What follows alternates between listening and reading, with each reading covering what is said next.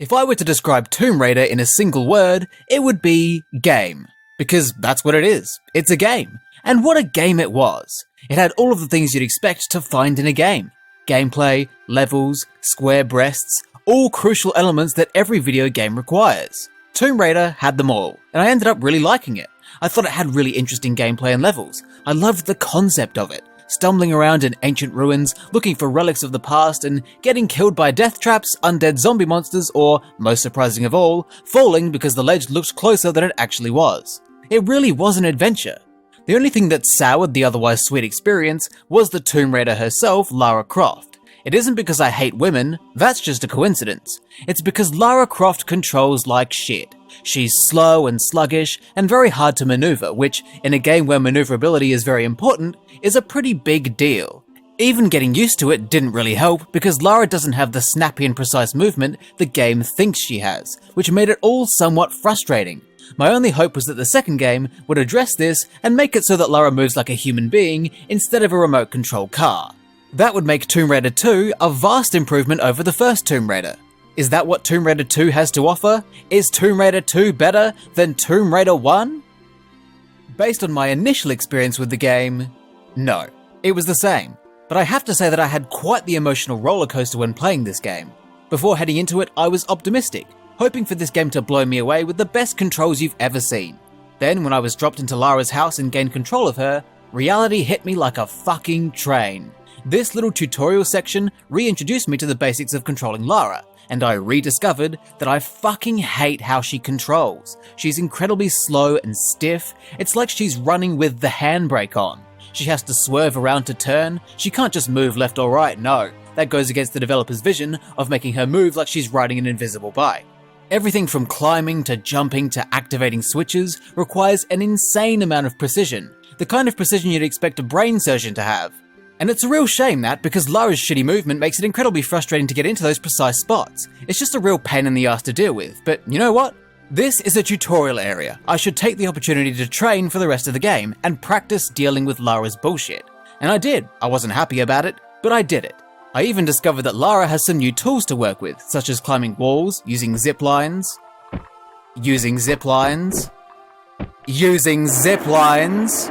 and lighting flares to brighten up dark areas. I even discovered you can give a lap dance to this disgusting old butler. My training was complete. After wandering around the house for a bit and realizing I was supposed to exit the house by using the menu and not by spending half an hour trying to open the front gate, I was ready to play the game proper. Good lord, this is gonna be rough.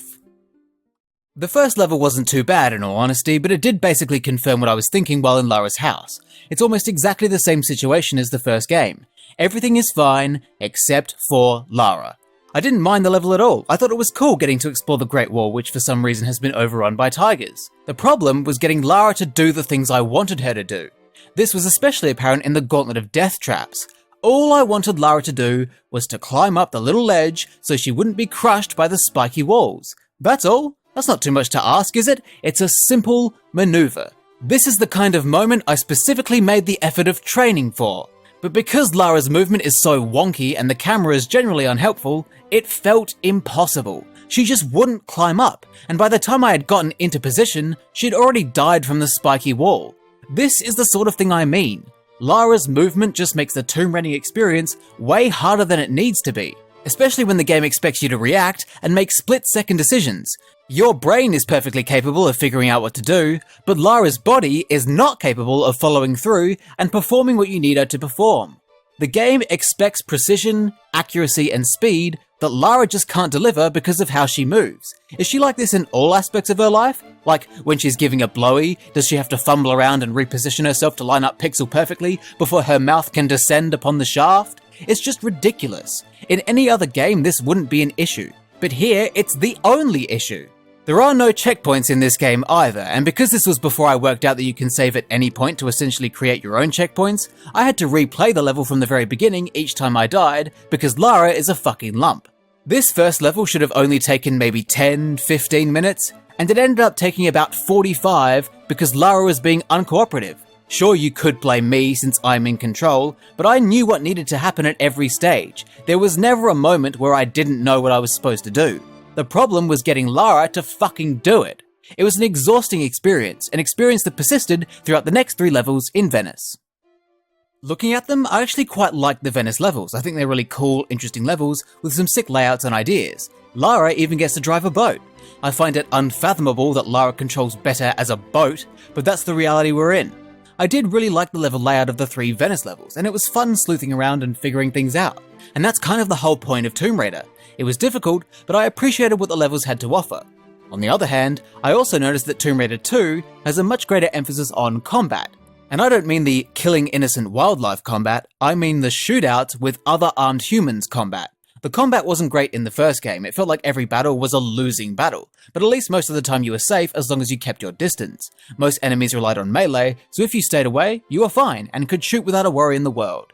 In Tomb Raider 2, I noticed that most of the enemies are people. Some are restricted to melee, but a lot of them have guns themselves, and they're not like stormtroopers in the sense that they could aim at the ground and still miss. These fuckers are insanely accurate. They could aim at a bee that's 50 kilometers away and hit it right between the eyes. They can tear through Lara's health like paper, and it's brutal. I don't know what the intended way to deal with this is because it seems impossible to avoid getting hit. You just have to hope that you can out-damage them or pray that they simply don't notice you shooting them.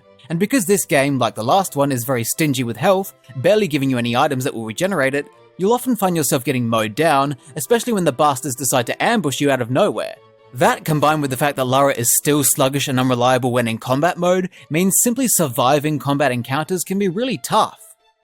I died so often in the Venice levels, not just from being killed in combat, but also because Lara's constant shitty movement, and also my occasional stupidity, meant I would also die from high falls and death traps that I simply couldn't react to. They took so long to get through. Even when I discovered that saving the game manually doesn't just save your progress to the level you're in, but to the actual physical location in the level itself, effectively acting as a checkpoint, the level still took ages to get through. Even with my infinite checkpoint generator, the Opera House took me nearly 3 hours to get through. 3 whole hours! That's almost the same as 180 minutes. And it's because I just kept having to replay sections. I mean, part of it was me wandering around and figuring out what to do in an opera house that was designed by, let's be honest, a fucking moron. What kind of idiot designs an opera house like this? Some sections were just plain bullshit, like the fans in the ventilation system. Why the fuck is the only way to clear these jumps a sideways jump? Who would ever think of that?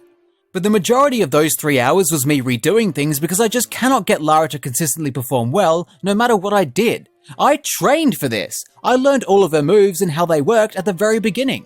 I know what needs to happen, and I try so hard to do it properly, but it just isn't enough. There's always something Lara will do that I don't intend that will get her killed. Whether it's platforming or combat, she just dies a lot, and it feels like there isn't much I can do to prevent it. It's almost like trial and error.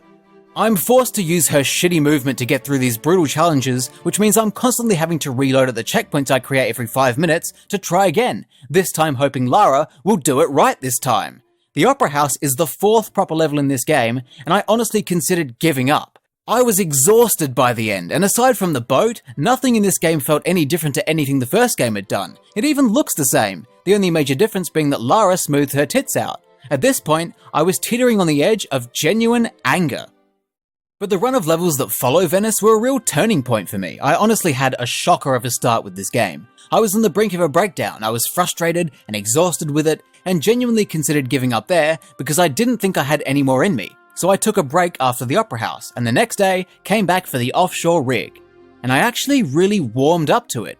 I guess something about Lara not having her controls and movement improved at all set off some kind of chain reaction that led me to having a tantrum like some kind of ill-tempered man-child. After a few liters of booze to forget the pain and then a good night's sleep, I was ready to go again, and against all odds, I really started to like it and enjoy myself.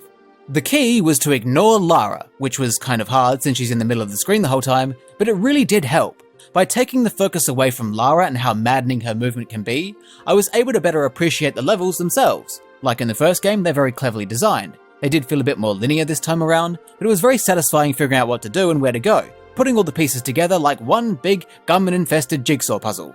And looking back on the levels in Venice, they were all great in the same way. They're still hard, but I found myself better appreciating what they were doing.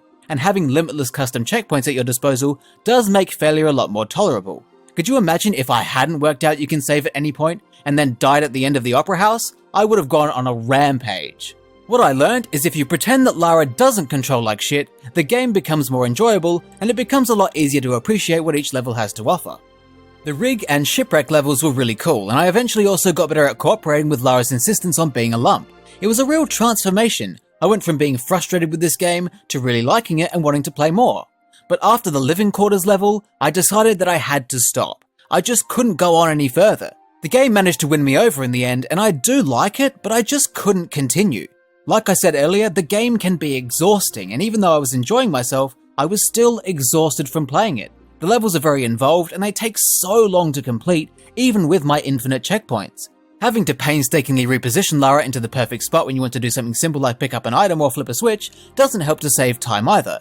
I think the quickest I managed to beat any level in this game was the 45 minutes it took me to beat 40 fathoms. That was the quickest. By the time I had finished living quarters, I'd been playing the game's proper levels, excluding the tutorial area, for about 12.5 hours. Living quarters is the 9th level out of 18. After 12.5 hours, I had just made it to the halfway point. I know as someone reviewing a game that I should try and get further than that, and I would love to because this game has grown on me as I've gotten through it.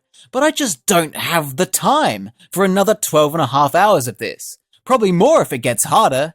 I get that in this context, I'm just a quirky little Australian guy talking shit on the internet, but I am also a real human being who does real human being things. I've got other shit to do. I have no choice but to leave it here. But it kinda works out in the end because the criticisms I have of Tomb Raider 2 are almost identical to the ones I had of Tomb Raider 1, and are coincidentally the same reason I abandoned Tomb Raider 1 at the point that I did. Obviously, I've been going on and on about Lara's controls, and that's a big part of what makes this game exhausting. You could argue that the game is a product of its era, that the controls were great for the time, and they've just aged badly. And that's probably true, but I'm not playing it back then, I'm playing it now.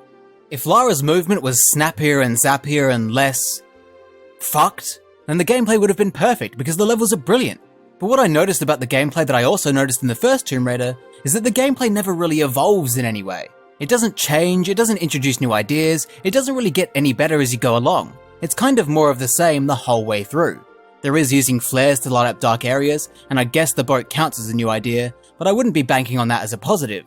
The gameplay is pretty much the same in every level, and you can almost be certain that the next level will not have anything in it that you haven't already seen. In that sense, there's almost no point in carrying on. If the levels after Living Quarters do bring out some new cool ideas, then that would be a real shame. I would have picked the worst point to end it, but I have a pretty strong feeling that they're all just flipping switches and finding keys and moving boxes around, just as the levels before them are. They're great levels, but they're all kind of the same. They sort of blend together. This does sort of extend to the presentation as well. The presentation is nice, just as it was in the first game, but I found it to be a lot less enchanting.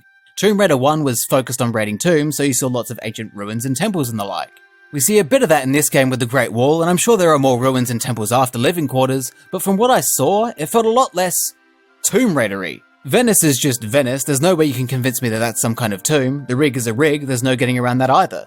I guess the shipwreck levels do count as ruins, but they don't feel as special as seeing the Sphinx for the first time, for example. That's mainly due to the story of the game, which seems less tomb-focused, but it's true regardless of the reason. And like the first game, there's a distinct lack of music here. It's mainly just ambient clangs and thuds that add to the atmosphere, sure, but the music was great when it played, and I would have liked to hear more of it. The presentation is nice, but the first game ever so slightly wins on that front. I guess that sums up my thoughts on this game pretty well. I like Tomb Raider 2. Despite my initial frustration and urge to quit, I pulled through and ended up enjoying it. I made it all the way to halfway, which sounds pathetic, I know, but it was quite the journey. But what I realized is that it's just kind of Tomb Raider 1 again? It's like Tomb Raider 1.5. It feels like the same thing, just more of it. Which isn't a bad thing, I think they're both good games, but when the sequel doesn't really do anything to differentiate itself from the original, it kind of makes you wonder what the point of it even is. I have my problems with Tomb Raider 2, I still don't like how Lara controls, and I don't think there's anything anyone could say to make me appreciate them. They're rubbish, and I hate putting up with them. There's no reason Lara needs to control this sluggishly, but she does, and it sucks. She's also part of the reason why this game is so exhausting. The levels are long, and her controls don't make them any quicker, even with infinite checkpoints. But I still like Tomb Raider 2. Is it better than the first one though? Honestly, I'm gonna say they're about even. Obviously, I've seen a lot less of the second game, but from what I have seen, the two games share a lot of the same pros and cons. If I had to play either of them again, I would probably lean to the first game just because it felt more magical, but I would also like to see more of the second. There might be more magic to come, who knows? I certainly don't. What I do know is that Tomb Raider 2 is pretty good. If I had to describe it in a single word, it would be game. Ow.